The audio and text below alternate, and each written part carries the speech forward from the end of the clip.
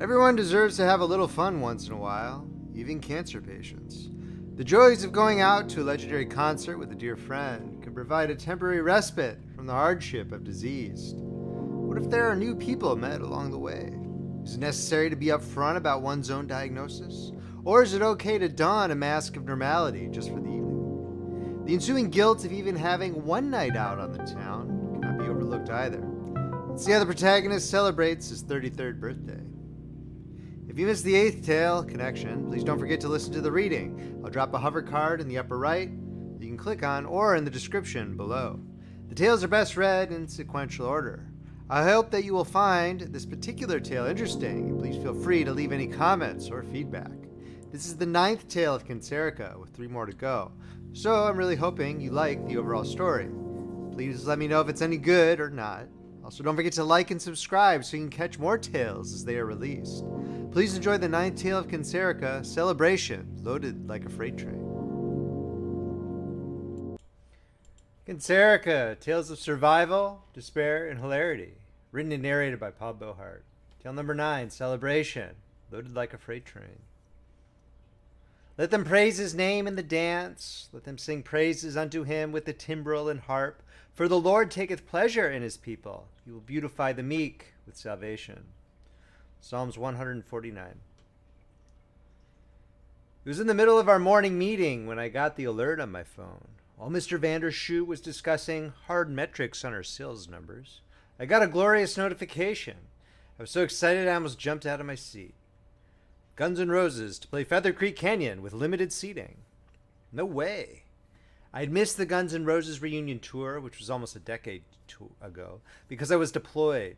I then missed the next tour 5 years later because they didn't come through our town. But I wasn't going to miss them this time around. They were doing a show at the monstrously huge casino on the Native American reservation up north. In preparation for their upcoming tour, they were just going to do a small gig as a sort of practice. It was a 3,000-seat venue, so very exclusive for a band the size of GNR. I double-checked to make sure Axel hadn't gotten in another fight with the band and temporarily quit, but thankfully everything was hunky-dory with the band. People my age like to make fun of me for liking boomer music, even though this was technically Gen X music.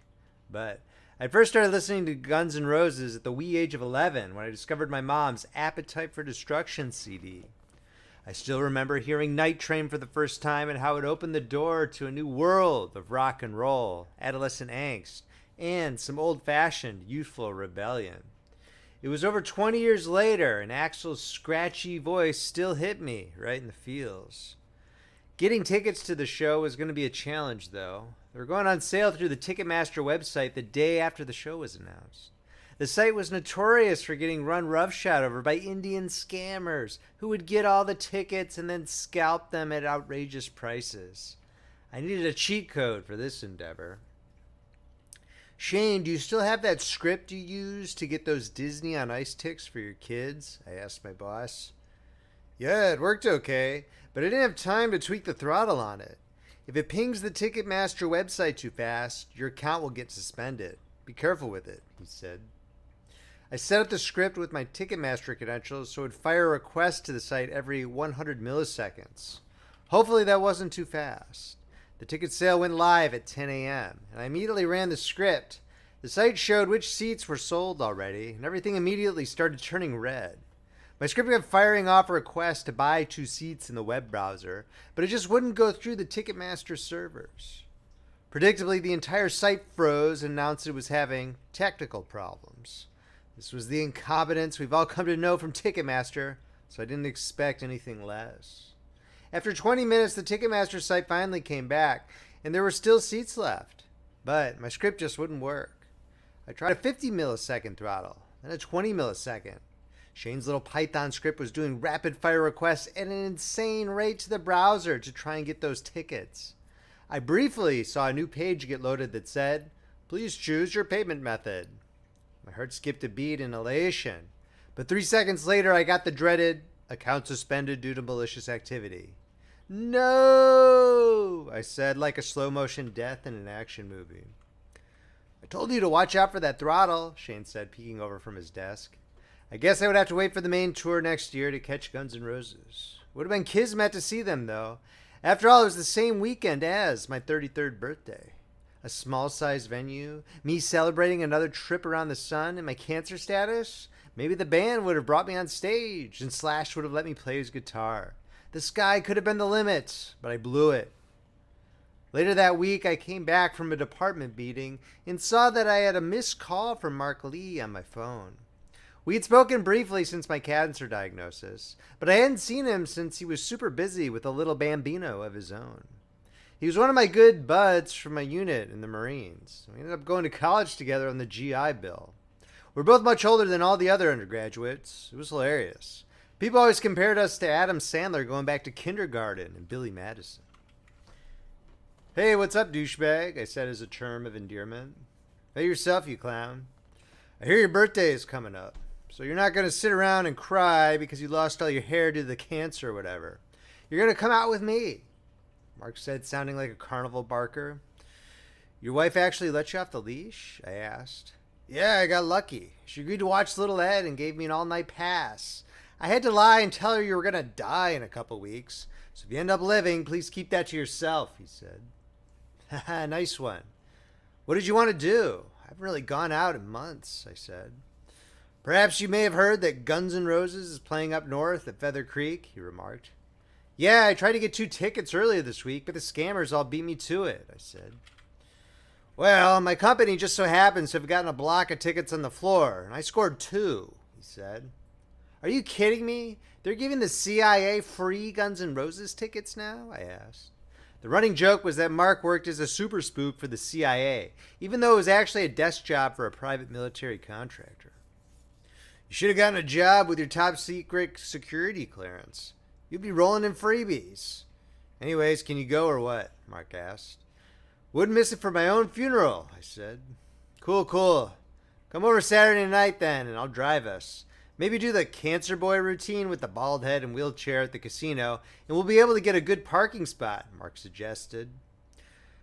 I waited the day of the show with eager anticipation. My time at work and at the hospital to get my chemo seemed to drag at an intolerably slow pace. I tried to tell myself that I had waited 2 decades to see Guns N' Roses, so another few days wouldn't matter. But seeing the greatest rock band ever had a way of dilating time. Finally, the night arrived, and I donned a headband, flannel, and biker shorts to look like Axl Rose circa the Use Your Illusion 1 and 2 era. My hair was splotchy from chemo and not the long red locks of Axl, but I thought most people would be impressed by my get-up at the show. I arrived at Mark's house in the suburbs and rang the doorbell. He had both an American and Marine Corps flag in his patio.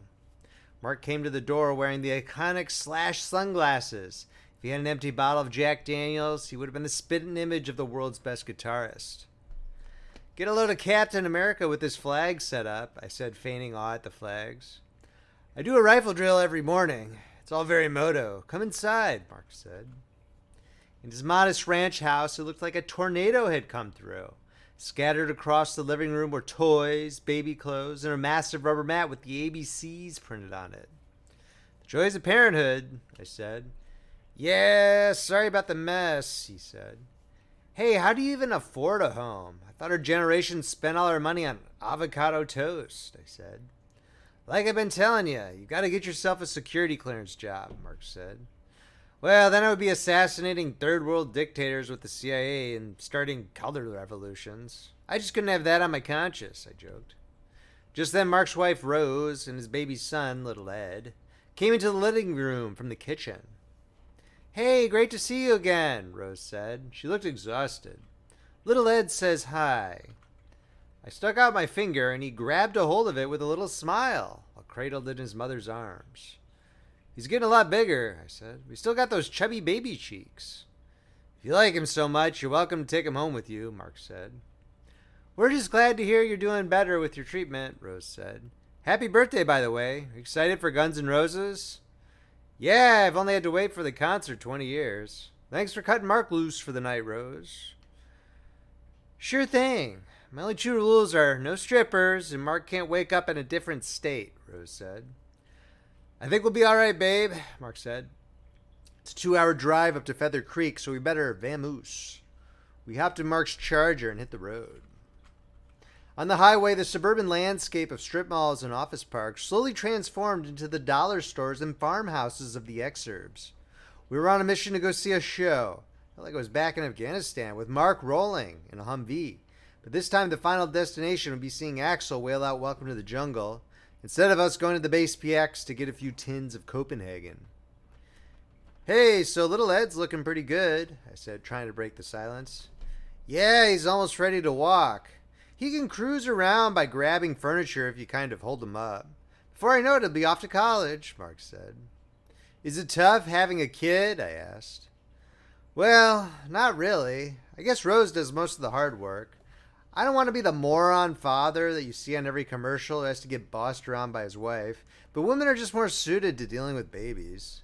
My brother said things get more advanced when they become toddlers. You know, their personality develops and everything. That's when it's time to earn your keep, Mark said. I always knew you would be a good dad. You were in charge of us in Afghanistan and we were like little kids, I joked. Yeah, especially you. I couldn't take you anywhere as squad leader, he laughed. Mark took one eye off the road to glare at me inquisitively. So, any chicks on the horizon or what? The ladies aren't really into the cancer aesthetic, I said. Well, I mean, come on. You're asking me dad questions like you want to be one. You could definitely do it once this cancer stuff blows over. You just got to find yourself a woman first, Mark said. I guess that sounds like a plan. How did you pull it off with Rose? I asked. Just got lucky, I guess, Mark said. I've been with a lot of skeezers in my day, but Rose was the first and last woman I ever wanted to spend a lot of time with. You remember when we started going out together at college? She just had a certain seriousness about her life. Like she didn't want to waste time. I could see her as a mother, even though no one could totally prepare for being parents. I'm just sort of rambling here. No, I get you. Did you two hit it off right away? I asked. Absolutely. I sort of knew in the first week I wanted to get married to her. Pretty crazy, huh? Mark said. Crazier things have happened, I said. As we rumbled down the highway, I tried to recount my own romantic exploits, which were few and far between. I remember being on a field training exercise in Guam, the middle of nowhere in the Pacific. It was awful. There was a whole lot of jungle and snakes, and I got this heinous rash on my unmentionables. Fortunately, we finally got some liberty, and I went off with Mark and some other guys to Barbarians, one of the few strip clubs on the tiny island. This was way before Mark met Rose, and he was quite the ladies' man. All the girls in the club came up to talk to handsome, charismatic Mark and wanted him to buy them a drink. Mark was being obnoxiously loud and flamboyant, talking about how important he was in the Marine Corps. You would have thought the reincarnation of Chesty Puller just showed up at the strip club. The girls couldn't get enough of him. Seeing I was fighting for my life, he introduced one of the younger, petite ones to me out of pity. She seemed nice. Hey, your friend's really funny, she said. Yeah, he's quite the character. Can I buy you a drink? I offered. Mark whispered to me to play it cool, but instead I maximized my inner simp by telling her that she was really pretty. She giggled and said I had a cute face like her baby nephew. From there it went downhill real fast. I never could figure out how to successfully put myself out there as someone in the dating marketplace, and I couldn't even make inroads with women who were paid to talk to me. After getting cancer, plans for finding a woman had become a mere afterthought, since chemotherapy made my sex drive collapse to that of a Franciscan monk. Although that was until Mark had brought up the subject of marriage. The God-given desire to reproduce can prowl through the effects of any man-made drugs, and I felt like I should put forth an effort that evening. After all, it was my birthday. Tell you what, if I talk to a chick tonight, I said, then you have to do a $100 yo bet at the craps table. Oh man, there's no way that's paying off, Mark replied. Yeah, but if it does, it's well over $1,000. Come on, it'll be hilarious, I pleaded. All right, but only because I want you to find a wifey. Just please don't tell my wife I made some idiot $100 bet. Little Ed's diapers cost a small fortune, Mark said. We finally made it to the show, cutting it pretty close to the starting time. There wasn't an opening band to boo, so the 7:30 p.m. time on the ticket actually meant 7:30 p.m. The flaming neon of the Feather Creek sign illuminated the massive parking lot in red as we trekked from the back 40 all the way to the casino. The mix of characters in the parking lot looked like two worlds had collided. Geezers with social security checks stapled to their head, ready to lose it all on slots, versus a crowd of middle-aged metalheads wandering into a Guns N' Roses show. "Check that out," Mark said, pointing at the huge marquee in front of the concert hall. A massive LED display showed an animated image of Axl in his iconic bandana raising both hands. You could probably have seen it from space. "Oh, that's awesome. They really went all out for this little show," I said. I raised both my hands in tribute. I could feel the excitement and anticipation building up in my heart as we filed in with the crowd to the casino's concert hall. I was a kid again, watching Terminator 2 with my mom and one of her boyfriends on VHS. I remembered You Could Be Mine blasting when Eddie Furlong, a true man of culture by the way, took off on his dirt bike with that one mulleted kid from Nickelodeon's Salute Your Shorts. Great memories. 90s, take me back. I hate the 2020s, I thought. We made it onto the floor and awaited the band. It was a bit packed, but we were far enough back so that we couldn't be crushed when the music started. A roadie came out and started tuning Slash's guitar, which drew a pretty decent applause from the audience. He played a few licks from Sweet Child of Mine for Jollies, and everyone started screaming. One danger you ran into with seeing old bands like Guns N' Roses was that they would play their new stuff. Metallica was notorious for this. But Guns N' Roses dropped all the pretensions and hadn't even released an album in over 15 years. Their modus operandi was strictly touring and rocking out with the classics. At about 7:45 p.m., Axl finally came out. He was a bit bigger than he used to be back in the day, but he still dressed like he was 25 years old. He sported a Misfits t-shirt with the Fiend skull and his legendary biker shorts. The band opened with It's So Easy, and the crowd went wild. Having been on the floor for some pretty rough shows in my youth, including a Slayer concert where someone threw a chair, I admit to being a bit concerned that I was going to get swallowed up by the mosh pit. This would normally be fine, even enjoyable, but I had my cancerous bones to worry about. Luckily, it was a more mature and classy crowd, so there was a bit of slam dancing, but most people were content to nod along with the riffs. When Double Talk and Jive started, I told Mark, "Hey, check this out. It's going to be epic." I had seen Slash do a 10-minute guitar solo for this song on a YouTube bootleg of a 1993 Tokyo show. He did not disappoint at our show over 20 years later. The guitar solo was legendary, and I forgot how much better it was to see everything in concert. This was no Microsoft-sponsored live in Fortnite cringe with a sing-along avatar of Justin Bieber. This was the real deal. The band played an extended rendition of Coma, which was already a very long song. It went on for well over 10 minutes. There were animations of a skeleton being operated on in an emergency room, and it sort of reminded me of the bowling alley screen when you miss a spare. It was amazing. "Hey Mark, that was me last week," I commented, recalling my bout with sepsis. "They should have brought the band into the ER to cheer you up," Mark replied. The road crew then wheeled the piano on stage, and we all knew what that meant. It was time for November Rain. It wasn't my favorite tune of theirs, but I did enjoy watching Axl change gears from running around on the stage to somberly tickling the ivories. The crowd hushed during the song's intro, but sung along with the words that everyone knew from their youth. Many people brought out lighters and held the flames up as a sign of respect. It was good to see that people still went with the classic lighter, instead of turning on their phone's flashlight like a bunch of brain rot Zoomers. Before the band segued into Paradise City, I caught a glimpse of a woman holding up a lighter and smiling. She had long blonde hair with a streak of white that made her look like either an anime character or a younger millennial version of Tulsi Gabbard. She wore black lace arm coverings and the famous blue Use Your Illusion 2 cover art of the guy writing in a book, which was actually clipped from the Renaissance painting The School of Athens. Her brown eyes were curious, but not overly confident. She looked like she worked out. "She's a real looker, man. Go talk to her," Mark told me when he busted me staring. "It's kind of noisy," I said to justify my cowardice. "I'll catch her after the show." "You better," he replied. The encore consisted of another half hour of songs that included Don't Cry, Patience, and Night Train, which was, of course, my favorite of the evening. The show had lasted 3 entire hours. I was amazed a bunch of guys in their 50s had such stamina. We were cheering for what seemed like forever after the curtains went down, and then the entire band came back up on stage to take a bow. I got up close to the barricade and Axel jumped down into the sort of nether region behind the security guards and barricade, but below the stage. He started giving out high fives, and I immediately went into fanboy mode. I wanted to tell him his music got me through a lousy childhood, that Night Train was on my playlist in Afghanistan, and that the show was the best thing to happen to me during a months-long battle with cancer. I wasn't able to say all that, but I did get a quick high five from the Axl Rose, which was awesome. I'm never washing my right hand again, I told Mark as we were leaving the show.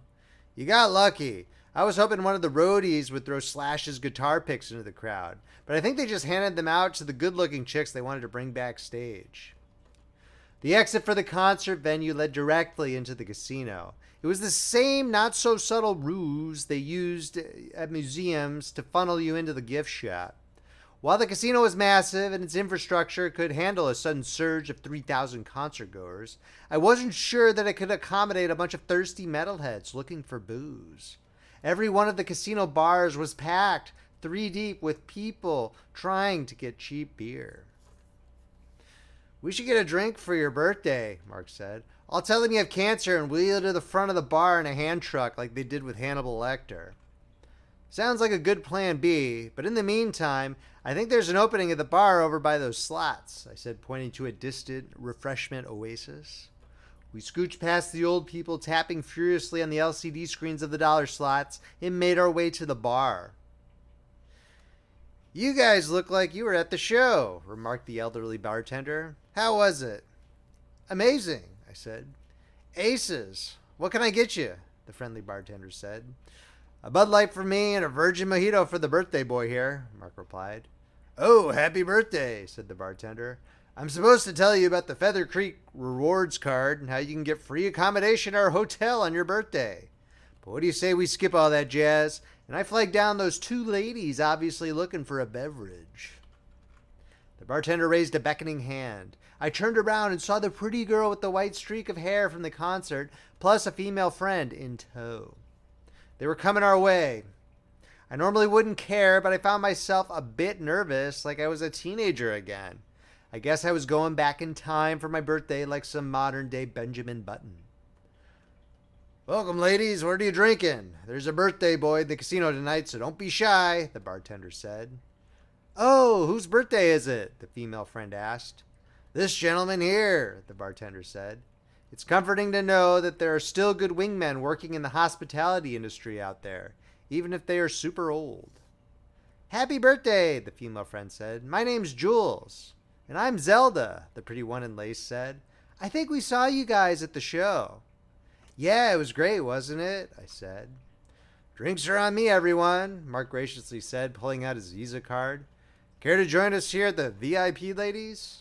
The female friend laughed and said, Is that where we are? Sure, just pull up a chair and set your drink on the video poker screen, Mark replied.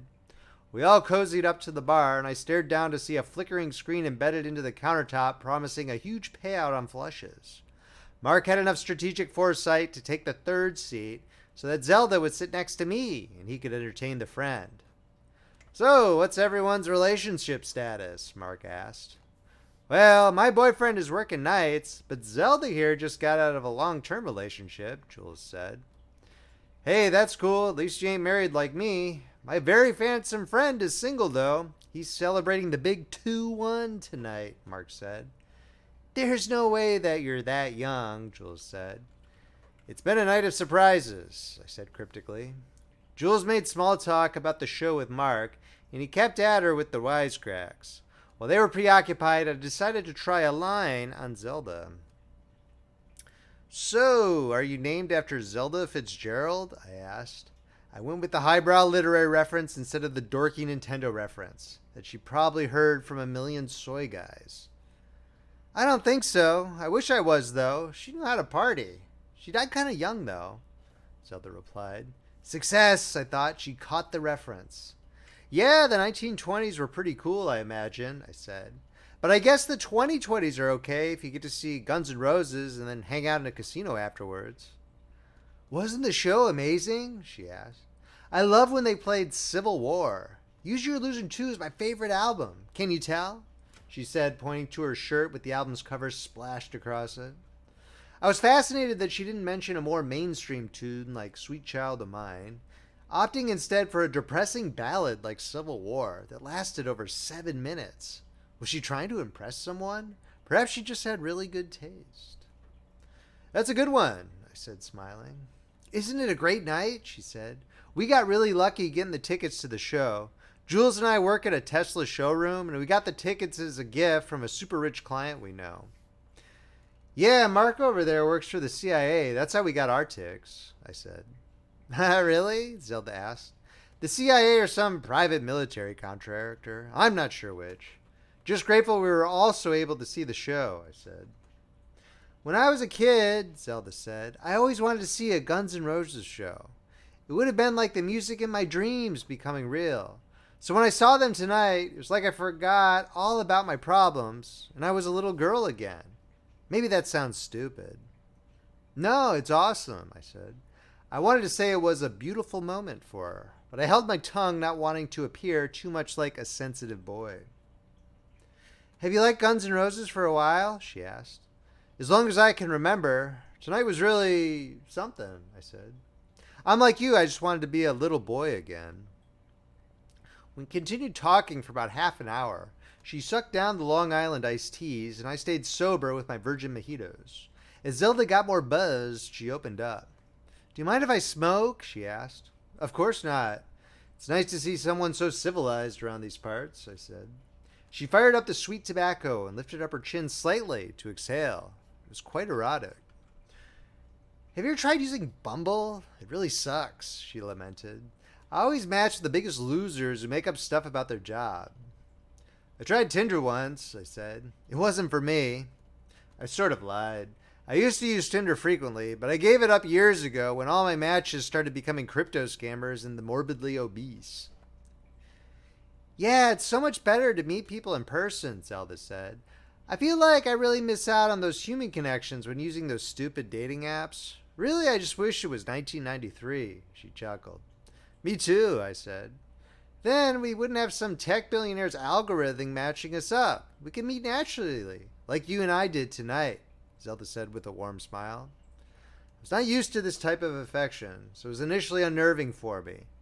But I relented in my cynicism and vowed to just enjoy the evening in Zelda's company. She's a very pleasant person. Just spending only one night with her would be good enough for this old life. Hey everyone, Mark interjected. Let's play some craps. I've never played before. Is it complicated? Jules asked. Don't worry, I'm a certified coach, Mark said. Zelda gave a little tug at my arm and said, I always wanted to play. Is it fun? It's a roller coaster of ups and downs, I waxed philosophic. An allegory for life, I suppose.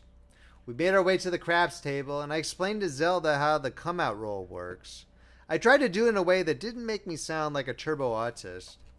So, basically, you're making a point on the 4, 5, 6, 8, or 10, and then you have to try to hit it again before you roll Big Red, I said. What's Big Red? Is that a 7? Zelda asked. Don't say that here, I laughed. You're going to give my man a seizure, Mark said to Zelda. This is all very serious for him. Being at the casino is like working a job as a high-powered day trader. It was a full table with $10 minimum bets. We went around the table and the dice were pretty chilly. A lot of sevening out after only hitting a few numbers, but never getting the point. Everyone seemed to be losing money. Finally, the dice came to Mark. Hey, Mark, I said to him before he threw the dice. Don't forget our little wager. $100 yo, Mark yelled, throwing a black chip at the dealers. We got a big player here, yelled the stick man. $100 yo, coming out. He placed the black chip on the 11. Mark rubbed his hands together and dramatically wound up the dice like he was about to throw a baseball pitch. Let's keep the dice over the table there, champ, the stickman said, tapping the stick. Sorry about that, Mark said. He threw the dice and the entire table leaned in. The dice went bouncing across the table and it was an 8. The stickman used his stick to push the black chip over to the boxman, who was dressed impeccably in a suit and tie. Ha ha, baby, next time, Mark said. Seriously, don't tell my wife. Thank you for making the casino taller, sir, joked the stickman. Mark hit a few numbers, but he couldn't make the point. The table was colder than a Fargo hunting cabin in January. Next up was Zelda's turn. She seemed a bit nervous, since about a dozen players, 2 stickmen and a boxman, were watching her grab the dice. The players knew she was a newbie, so they started betting heavy and talking about Lady Luck. "So what do I do?" Zella asked me. "Just grab the dice, make sure to bounce them off the far side of the table, and make everyone rich," I instructed. Zelda picked up the dice, seemed to concentrate intently, and then launched them clear off of the table. They bounced off the head of an old man playing slots about 10 yards away, but he didn't seem to notice. "Whoops, sorry, sir," the stickman said to the old man. One of the other players grabbed the projectile dice and handed them to the boxman. "Let's try that again, shall we? This time don't hurt anyone, please," the stickman said, pushing the dice to Zelda with his stick. My bad," she said. Zelda was a bit embarrassed, but she regained her focus. She threw the dice again and made a point of 8. She threw 2 more numbers, a 5 and a 9, and then hit the point. Cheers erupted from all the players at the table. "Finally, we got a shooter," said a man sucking down a gin and tonic, who looked exactly like Mr. Leahy from the Trailer Park Boys. Zelda kept rolling for a long time, hitting all sorts of numbers. Mark kept betting on his go-to hard 8, which pays if you roll 4s on both dice. It kept hitting over and over again. I had all the numbers covered, and the chips were coming in like gangbusters. I was doing so well, the stickman started giving me a couple black $100 chips. I tipped the crew working the table generously. "You're really getting a good payday," Zelda remarked. "Yeah, I like to grind it out with all these numbers." "Don't stop the music," I said. "Do you want to place some more bets?" Zelda only had a $10 chip on the point. "It's more fun to watch other people get paid," she said. Zelda rolled for another 10 minutes before finally 7ing out. I made over $400 and was ecstatic. "Well, that was fun," Zelda said. She looked at her watch, and I instinctively checked mine. It was 3:30 a.m. It was amazing how you lost track of time in the casino. They must have been blasting oxygen into the place. "Jules and I better get going. It was a fun night, though. Guns N' Roses and gambling. What a great combo. See you around," Zelda said. She looked at me and held my gaze like she was expecting something. Did she want me to give her some of my gambling winnings from craps? "Aren't you going to ask me?" She gave a mock sigh. "Give me your phone, shy guy." She punched in her number into WhatsApp, which was cool because most women just wanted to hand out their stupid Instagrams so they could have one more follower. "Call me sometime and happy birthday," Zelda said. I stood there grinning like I just won the lottery. The entire night was great, and I almost completely forgot I had cancer. Almost. When I went to cash in my chips at the cage, I had to lean in to collect my winnings, and that familiar feeling of pain ran up my spine. "Ah, sweet cancer, my one true mistress," I said to myself. I grabbed a complimentary soda and quickly downed my after-dinner chemo pills, which I had totally forgotten about all evening. Mark walked up to me and asked, "So that Zelda was really something. Did you try the Our Princesses in Another Castle line?" "First off, that's Super Mario Brothers, not Legend of Zelda. Second off, you're corny, bro." I laughed. "I'm just not as big a nerd as you," Mark joked. We wandered out to the parking lot. It was almost 4 a.m. We'd be getting back into the city when the sun came up. There were people wandering into the casino like it wasn't strange to be gambling at such an odd hour. Feather Creek Canyon was truly a magical place. I asked Mark if he was cool to drive, and he said he just had 2 Bud Lights. "Those things, don't even have alcohol. We'll be fine," Mark said. On the drive home, the red tinge of dawn started peeking through the clouds over the highway. I thought about how great the night was, and that I hadn't had such an awesome time in ages.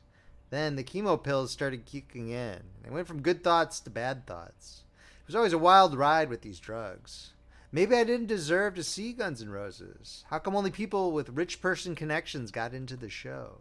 Zelda was way out of my league. Why was she even talking to me? I had cancer. I should be at home. Even worse than just run-of-the-mill existential doubts is bad memories. If I ever happen to get too happy, my mind will, without fail, bring up a huge regret from the distant past. It's like a vector that lurks deep within my mind and attacks me at the worst possible time.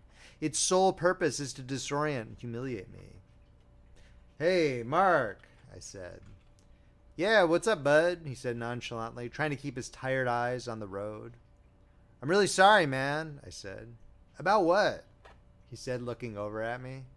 That time in Afghanistan, the auxiliary supply route outside Kandahar. I'm really sorry, I said. Mark immediately threw on the emergency flashers and pulled over to the shoulder. He was completely calm, as if he had been expecting this moment a long time. Why do you want to bring that up? He said. I'm sorry I was a coward in the turret. I just froze up. I don't know what happened, I said. We were taking fire in, despite years of training to be a killer from the Marine Corps. I just clammed up. It wasn't so much that I was terrified, it was just that I felt like I was having an out-of-body experience as the bullet zipped past me. It was strange getting shot at. I'd felt the ripple of the bullet before I heard it. Mark had pulled me down into the Humvee and sent Rodriguez up to take my place, who quickly made the enemy scatter with a few well-placed .50 caliber rounds. It was the most yellow moment of my entire life. Don't worry about it, man, Mark said. You showed up to the war. That's more than most people can say. Plus, you're doing pretty well with the cancer now. You're no coward. Mark, I said, I had a great time tonight. Thanks so much for organizing. Yeah, it was pretty cool. I love you, man, I said with tears glazing over my eyes. I love you too, he said casually. He pulled back onto the highway and we headed back home to the city. End of tale. Thank you for having a listen to this tale of Cancerika. I hope that you enjoyed it. Please don't forget to like, subscribe, and leave a comment below whether you like the story or not. A forthcoming ebook, print book, and audiobook with all 12 tales will be released on April 18th, 2025 on Amazon and Audible. Links are posted in the description below.